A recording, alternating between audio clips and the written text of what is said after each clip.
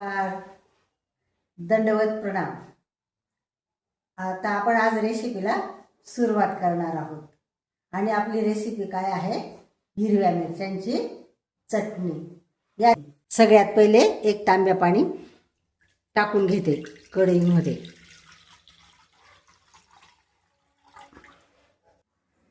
Gas चालू करून घेतला आणि एक तांब्या पाणी कढईमध्ये टाकून घेते. आणि ह्या मिरच्या आहेत एक 4-5 मिनिटासाठी, 3-4च मिनिटासाठी, 5 पण नाही, उकळून घेणार आहे. पण अजून पाणीच तापलेलं नाही म्हणून 5 मिनिटं लागून जातील आपल्याला. चांगल्यापैकी उकळून घेते आणि त्याच्यात थोडं मीठ टाकते. आणि तोपर्यंत आपल्या 4 मिनिटं झाले. आपण या मिरच्या गार होण्यासाठी काढून घेऊ. आणि या मिरच्यांचं जे तिखट मिरच्या आहेत ना, ह्या तर आपण इथं पाण्यामध्ये उकळल्या ना, याचं तिखट कमी झालं. मुद्दामच नाही काढलं, आपण पाण्यामध्ये टाकल्या होत्या ना मिरचींमध्ये, पाणी घुसून गेलं असतं म्हणून आपण देठ काढलंच नाही. आता गारू देणार आहे. उकळून घेतल्या आपण गरम पाण्यामध्ये 4 मिनिटं. आणि हे बघा, फुगलेल्या होत्या मिरच्या आपल्या चांगल्या, या उकळल्यामुळे अशा चिप्पट झाल्या आहे आणि म्हणूनच देठ काढ. तिखट मिरची आहे आणि म्हणून पाण्यात टाकून उकळून घेतली. आणि याच मिरचीचं चटणी छान लागते. हिला कोणी लोंगी मिरची म्हणतं, कोणी पटना मिरची म्हणतं, अशी आहे ही. आणि ही तिखट असते. जे तिखट खाणारे जे शौकीन आहेत ना, ते हीच मिरची खाता. आणि आता बाजारात खूप फिकट मिरची यायला लागली, त्याच्यामध्ये मिक्स करून पण खाता काही जण. तर मग मी चटणीसाठी याच मिरच्या निवडल्या. साठी हे आहे साहित्य घेतलेलं आहे आपण. तर याच्यात हे डाळीचं पीठ आहे, हळद आहे, धनेपूड आहे, बडीशोप आहे, पूड आहे, बडीशोप आहे, कलोंजी आहे, हिंग आहे आणि तेल आहे. आणि आपल्याला हे मीठ आहे आणि लसूण घेतला आहे. याच्यामध्ये लसूण खूप गरजेचं आहे, वापरणार आहे मी. तर आता बघूया काय करायचं. तर सगळ्यात पहिले मिक्सरच्या भांड्यामध्ये लसूण टाकून घेणार आहे. तर आपली होती कमीत कमी 200 ग्राम मिरची होती आणि 200 ग्रामसाठी आपल्याला एक मूठ पक्की भरून घेणार आहे. अशी मूठ भरून लसूण घेणार आहे.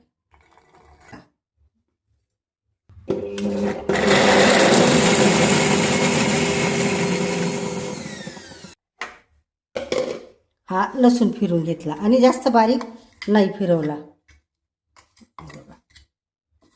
आणि आता काढून घेते हा मग लसूण मिरची म्हणून.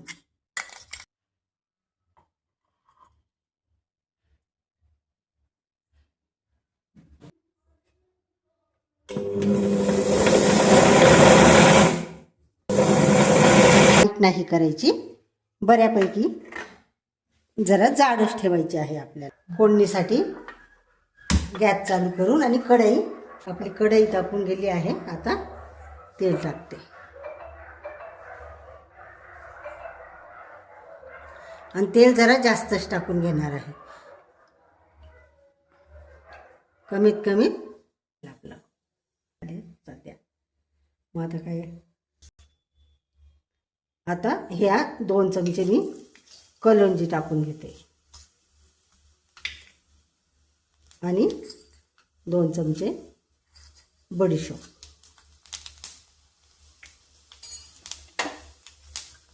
आणि आता लसूण.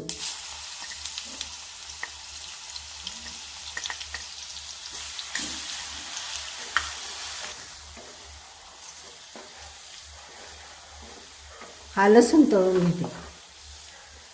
आणि ही चटणी आपण वरण भातासोबत, पोळीसोबत, पुरीसोबत, असं पराठे असले तर पराठ्यांसोबत खाऊ शकतो.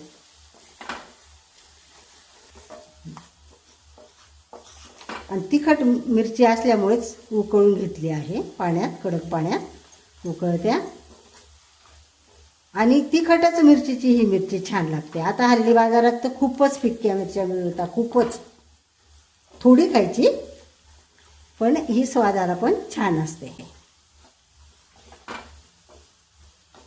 आणि आता हिंग टाकते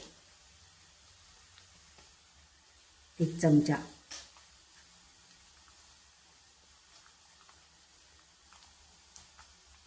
आणि 2 चमचे धणे पावडर टाकते.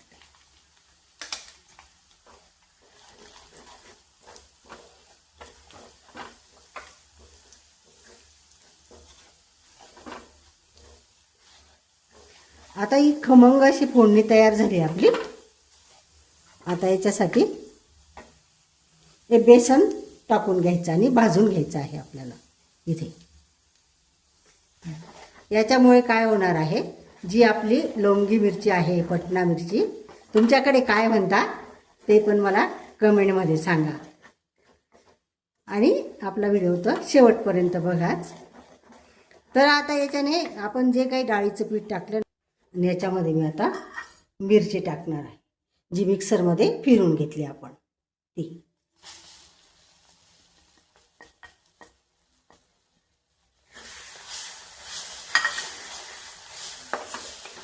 अशी मिरची टाकून घेतली आहे.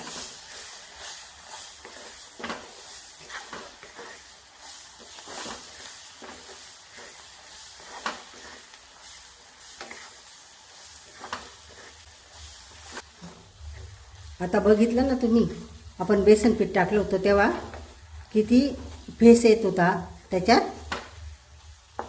ओलावा होता. म्हणून आता मिरची टाकल्यावर, आधी मीठ टाकलं होतं उकळायच्या वेळेला पाण्यात, पण आता चटणीमध्ये टाकून घेते चवीप्रमाणे. जेवढी आपली मिरची असली तेवढं.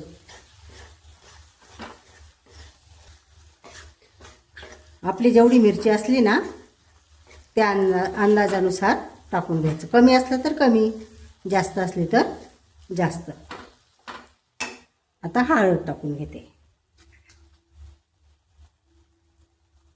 आपण नेहमी शेंगदाण्याच्या मिरच्या करतो, तर आता ही बेसन पिठाची चटणी म्हणजे खाऊन पहा.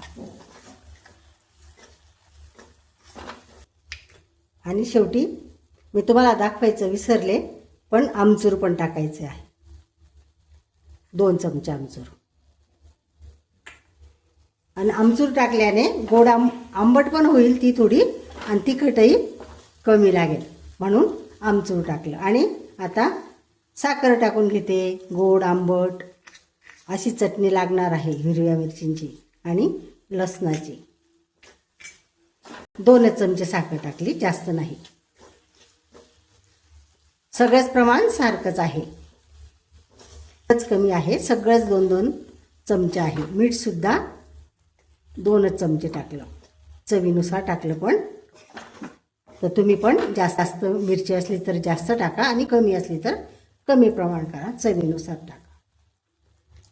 किती सुंदर असा कलर आला ना आपल्या ह्या हिरव्या मिरचीच्या चटणीला. छान असा कलर आला, आणि सुगंध तर इतकाच झाला घरामध्ये, खूपच सुंदर सुगंध येतो आहे. आणि आता तेल सोडायला लागली आपली ही चटणी. बघा, अशी तेल सोडायला लागली, म्हणजे ती आता चांगल्या प्रकारे तळली गेली आहे, शिजली गेली आहे. तर आता दुसऱ्या भांड्यामध्ये काढून घेणार आहे.